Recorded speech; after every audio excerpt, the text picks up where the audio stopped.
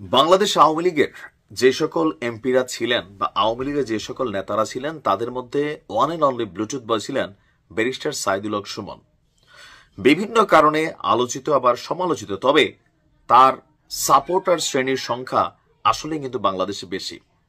দলমত নির্বিশেষে ব্যারিস্টার সুমন বাংলাদেশের মানুষের কাছে জনপ্রিয়তা পেয়েছিলেন, তবে পলিটিক্যাল অনেক বক্তব্যে, বিশেষ করে জুলাই আগস্ট অভ্যুত্থানের শেষ দিকে এসে ওনার বেশ কিছু বক্তব্যের কারণে তিনি কিন্তু ফেঁসে গেছেন। আর এরপর একটা মামলাতে তাকে গ্রেপ্তার করা হয়েছে, তিনি জেল খাটছিলেন। কিন্তু আজকে বাংলাদেশের বেশ কয়েকটা নিউজ পোর্টালে, ইউটিউবে, টিকটকে এই মুহূর্তে লেটেস্ট আপডেট একটা নিউজ হচ্ছে যে আমাদের সেনা প্রধান জেনারেল ওয়াকারুজ্জামানের সরাসরি নির্দেশে মুক্তি দেওয়া হয়েছে ব্যারিস্টার সুমনকে।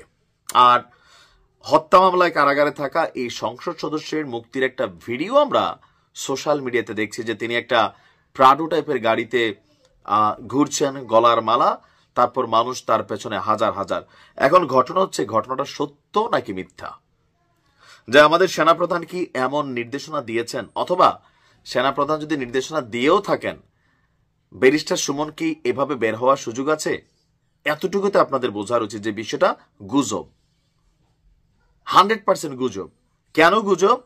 সেনাপ্রধানের নির্দেশে কারাগারে মানে আটক থাকা কোনো ব্যক্তি, জেলে আটক থাকা কোনো ব্যক্তি যার বিরুদ্ধে একটা মামলা চলমান আছে, রিমান্ড চলছে, যার শুনানি চলছে, তো এই মুহূর্তে সেনাপ্রধান একটা ফোন দিলেন আর কারা কর্তৃপক্ষ তারা ওইখান থেকে ছাইরা দিল। এটা কি থানার মতন যে ধরেন জিজ্ঞাসাবাদের জন্য 4 জন লোকের পুলিশ ডাক দিয়ে গাড়িতে তুলছে, থানায় নিয়ে জিজ্ঞাসাবাদ চলতেছে, এরপর উপর থেকে কোনো নেতা, মন্ত্রী, এমপি হ্যালো করলো যে ওরে মামলাতে ঢুকানো, ওরে ছেড়ে দাও?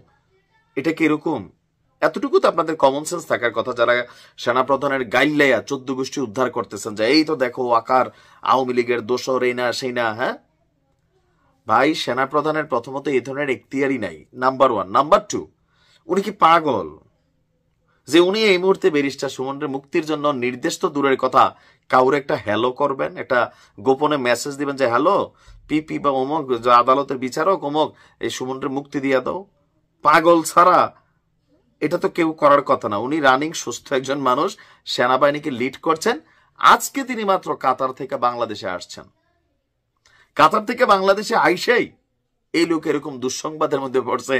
তবে যারা বুঝের তারা কিন্তু বুঝা গেছেন। বাংলাদেশে পাড়া দিয়ে তিনি দেখলেন যে উনি নাকি ফোন কইরা হ্যালো কইরা ব্যারিস্টার সুমনের মুক্তি দিয়ে দিচ্ছেন। তো এই বিষয়গুলা আসলে এক শ্রেণীর কন্টেন্ট ক্রিয়েটাররা আছে, তবে আমরা মনে করি এদেরকে আইনের আওতায় আনা উচিত। অনেক স্পর্শকাতর ইস্যু এইভাবে রাতারাতি ভাইরাল হয়ে যায়, যেটা বাস্তবতার সাথে টোটালি ভিন্ন একটা চিত্র। কিছু ভিউ পাওয়ার আশায়, কিছু মানে কি বলে যে মানুষকে বিভ্রান্ত করার আশায়, গুজব ছড়ানোর আশায়, দেশে একটা অস্থিতিশীল পরিস্থিতি তৈরি করার আশায়। কালকে দেখবেন এরকম একটা নিউজ চলে আসতে পারে, দেশে ফিরতে খালেদা জিয়াকে গ্রেপ্তার।